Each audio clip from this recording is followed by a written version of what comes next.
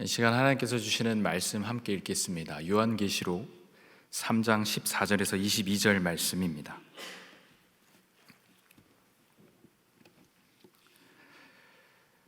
신약성경 3장 요한계시록 3장 14절에서 22절 말씀입니다.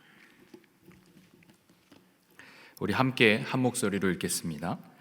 라오디게아 교회 사자에게 편지하라.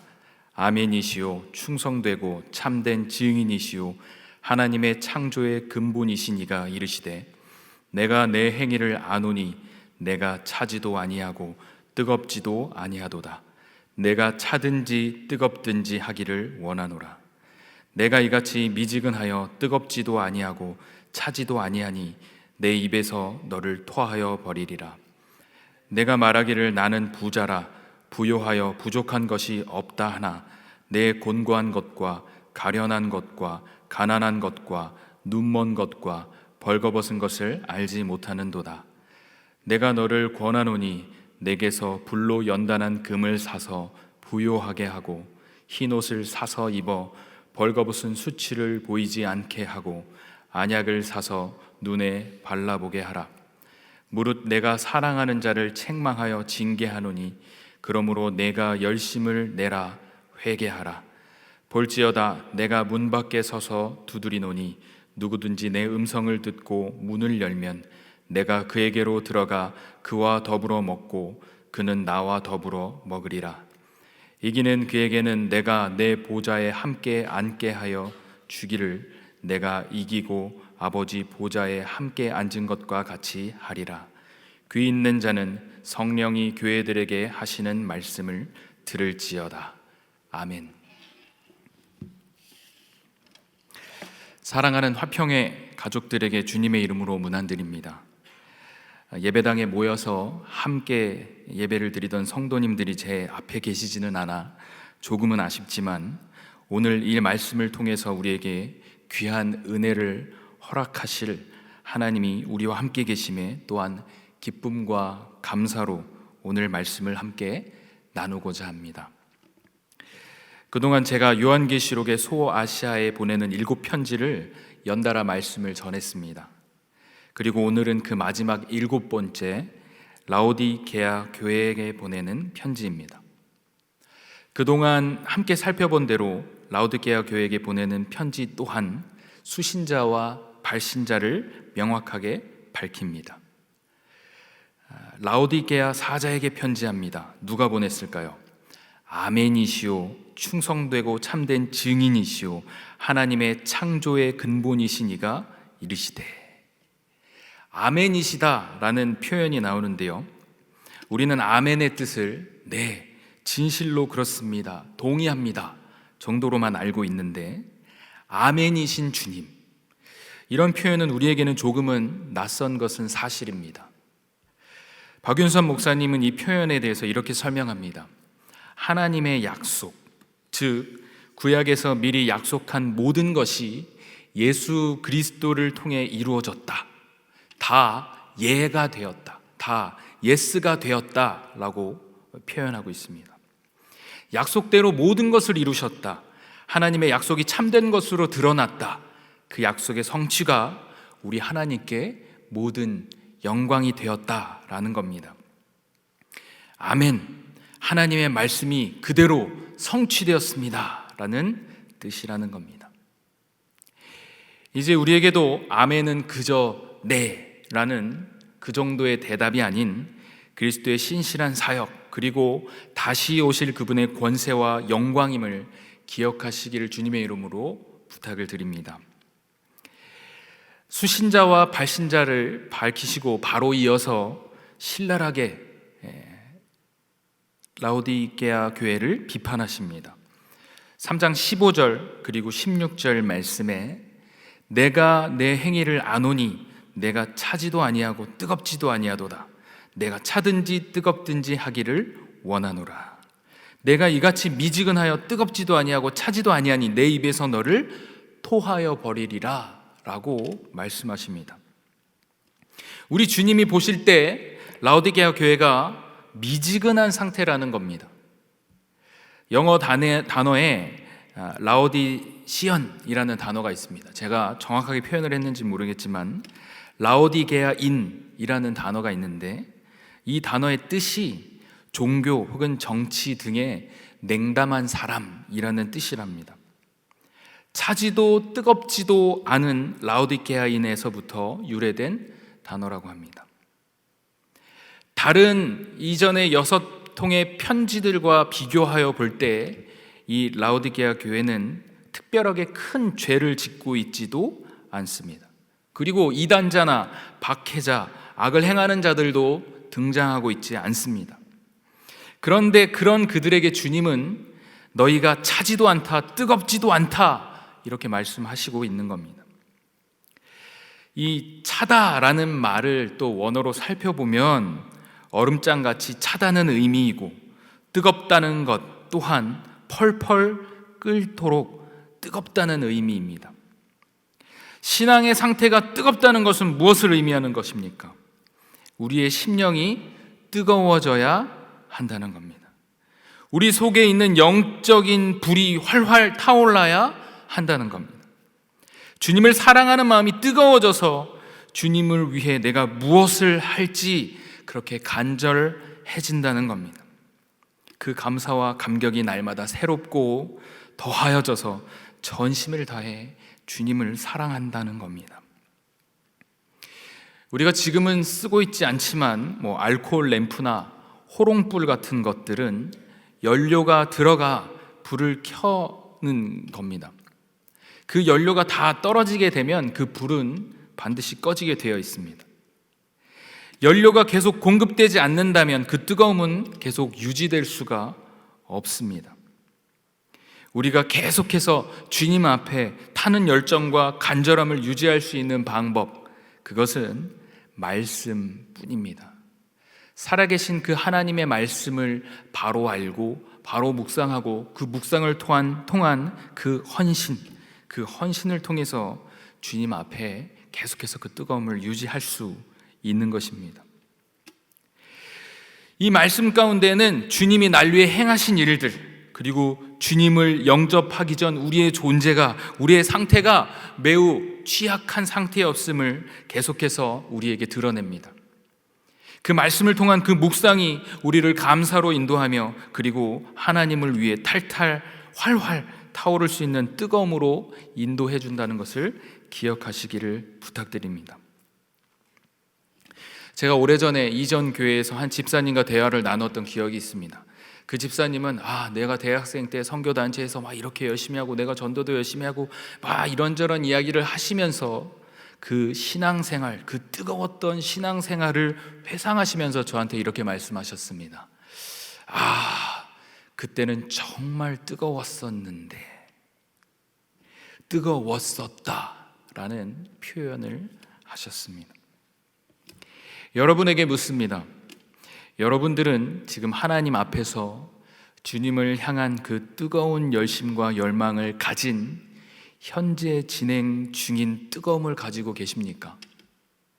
아니면 과거에 반짝 뜨거웠던 경험과 기억을 파먹으며 이제는 뜨뜻미지근해진 채, 그렇게 식어버린 채 이러지도 저러지도 못하는 뜨거웠었다의 과거 완료의 신앙을 가지고 계시는지요? 뜨거움과 차가움, 이 15절의 말씀을 보면서 우리는 또 오해할 수 있는 그런 요소들이 조금 있는 것 같습니다. 차든지 뜨겁든지 하기를 원하신다. 그렇다면 이 둘 중에 하나만 한다면 주님이 원하시는 바를 우리가 성취해 드리는 것인가? 여러분, 그럴 리가 없겠죠. 그 뒤에 이어나오지만 미지근한 것보다 차라리 찬 게 낫다는 겁니다. 이 말씀을 하시는 예수 그리스도의 마음은 네가 뜨겁게 믿는 것을 내가 간절히 원한다, 그런 의미이실 것입니다.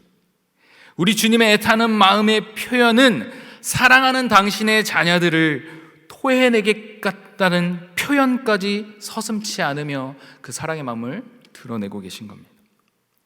그 애타는 주님의 마음을 아는지 모르는지 아마 모르니까 하는 말이겠지만 그들 스스로를 나는 부자예요, 나는 부요하여서 부족한 것이 없습니다 라고 말하고 있습니다. 실제로 라오디게아 지역은 부유한 지역이었습니다. 상업과 금융, 무역이 활발했고 물질적으로만 보면 그들이 스스로 부자라면 안 하는 것은 틀린 말이 아닐 것입니다. 그리고 그들은 물질적인 면에서뿐만 아니라 자신들이 주님을 믿고 따르는 데 있어서 자신들이 부족한 것이 없다고 생각하고 있었을 겁니다. 이 정도면 내가 훌륭하게 주님을 섬기고 있다라고 생각했는지 모릅니다. 그러나 우리의 의사 되신 주님께서 내리시는 진단은 전혀 다른 내용입니다. 내가 부자라 풍족해서 부족한 것이 하나 없다 말하는 너는, 지금 너의 상태는 가장 비참하고 가난하고 눈멀고 벌거벗은 사람임을 전혀 모르고 있는 상태다. 예수님께 전심으로 헌신하지 않는 이름뿐인 자만과 교만이 가득한 영적으로 눈멀고 벌거벗은 정말로 하찮은 존재가 너희임을 어찌 모르느냐 말씀하시는 겁니다. 주님은 우리의 모든 것을 아시는 분이십니다.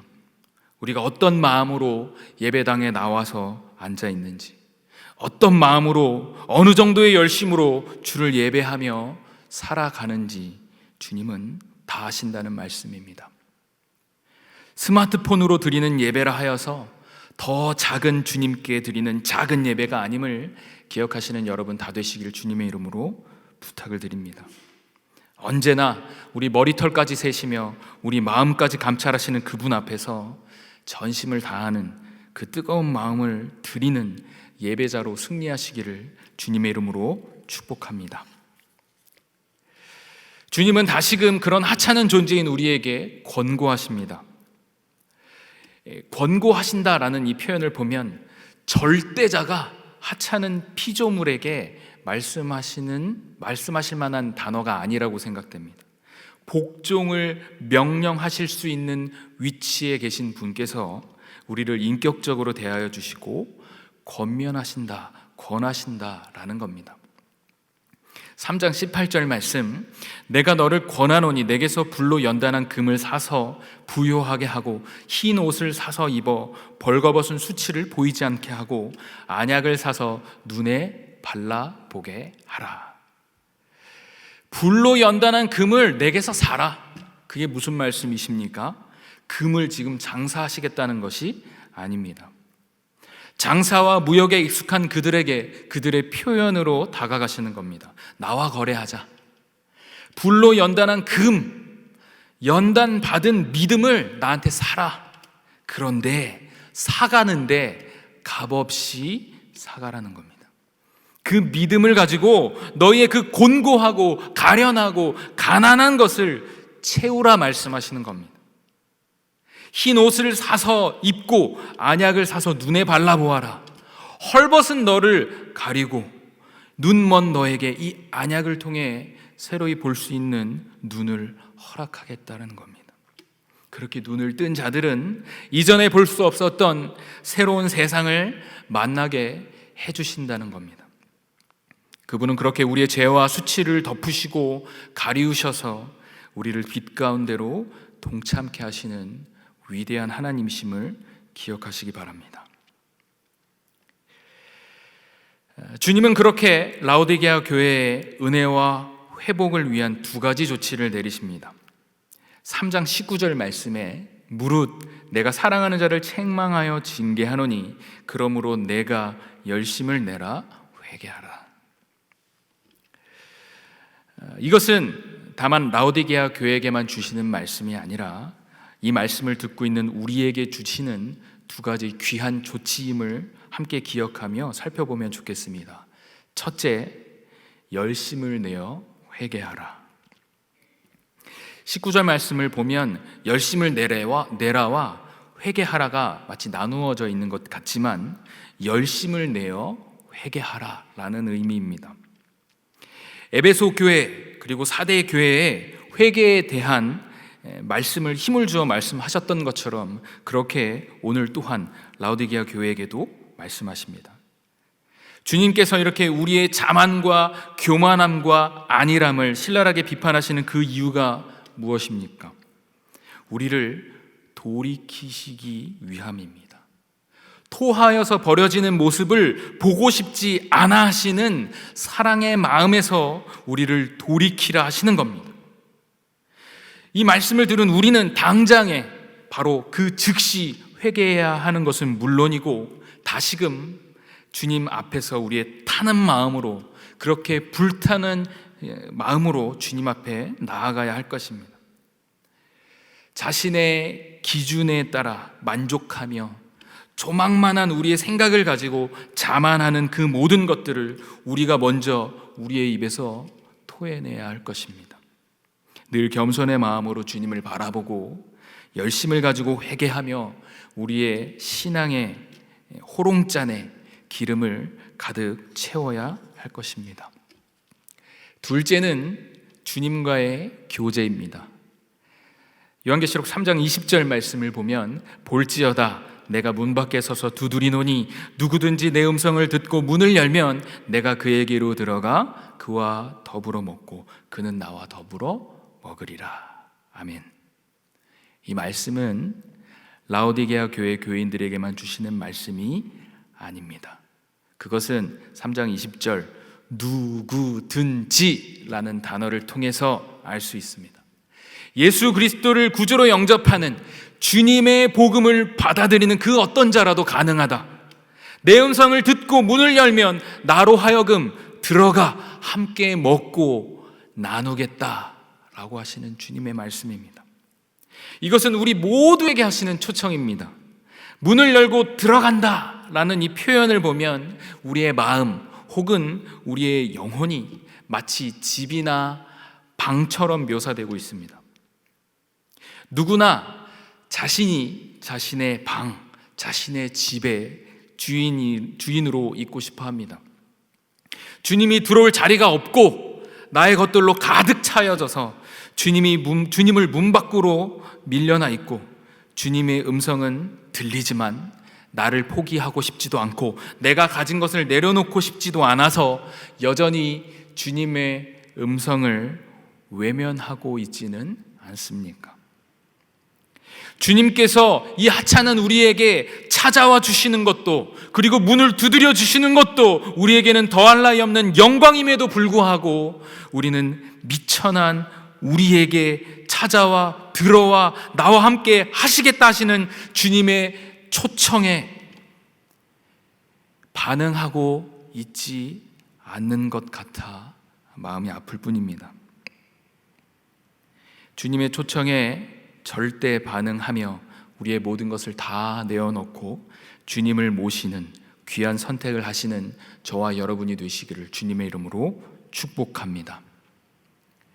열심을 내어 회개하고 주님의 초청을 통해 교제하는 모든 이기는 자, 그 모든 이기는 자에게 주시는 약속의 말씀을 받으십시오. 요한계시록 3장 21절 말씀, 이기는 그에게는 내가 내 보좌에 함께 앉게 하여 주기를 내가 이기고 아버지 보좌에 함께 앉은 것과 같이 하리라. 예수 그리스도께서 세상을 이기고 승리하신 그 영광을 이기는 모든 자에게 함께 주시겠다 하십니다. 우리가 주님을 우리 안에 드리고 그분과 함께 한다면 그분 또한 우리를 자신의 보좌에 앉게 하여 주신다는 말씀입니다. 이 말씀이 우리에게 깊이 박혀서 정말 주님의 초청 가운데 기쁨으로 임하는 우리가 되었으면 좋겠습니다. 사랑하는 화평교회 성도 여러분, 사랑으로 그리고 말씀으로 권면드립니다. 여전히 미지근하여 자만과 교만한 모습으로 주님을 섬기고 있다면 오늘 여러분 모두가 귀 있는 자가 되어서 성령께서 하시는 말씀을 받으시기를 주님의 이름으로 권면합니다. 새로운 열심을 가지고 회개하며 나아갑시다. 우리 모두가 주님께 토해내어 버려져도 할 말이 없는 죄인임을 인식하며 우리의 모든 힘을 쏟아 주님 앞에 다시금 뜨거운 열정으로 나아가는 우리가 되었으면 좋겠습니다. 하늘 보좌에 주님과 함께 앉아 그 영광과 권세를 함께 나누는 날을 기대하며 살아가시는 저와 여러분이 되시기를 주님의 이름으로 간절히 축원드립니다. 아멘. 함께 기도하겠습니다. 거룩하시고 아름다우신 하나님 아버지, 당신의 무궁한 은혜와 사랑으로 버림받아 마땅한 죄인인 우리를 품으시고 주님의 자녀로서의 삶을 살아가게 하심을 진실로 감사를 드립니다. 여전히 우리 가운데 주님보다 나의 어떠함이 좋아 주님의 초청을 거부하는 모습이 있음을 고백합니다.